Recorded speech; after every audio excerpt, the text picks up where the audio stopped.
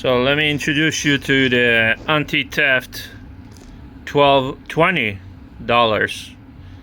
device. Basically, you got a key and you got your remote starter and alarm. This is not a remote start.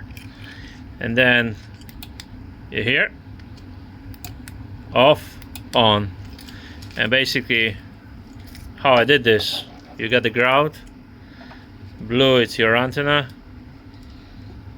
your red it's the power going to ignition, and I removed from the electrical connector and then hook up another one. It's like a bypass basically.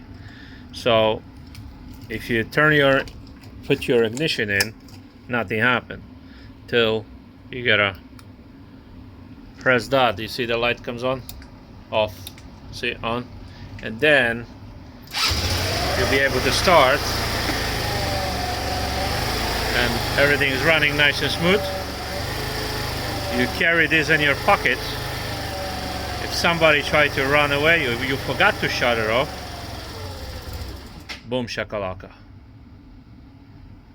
And now you gotta chase the guy. The light is on. We running now. And we went off. It's off. I hope you understand. This is the $20 from Amazon. You can get very cheap.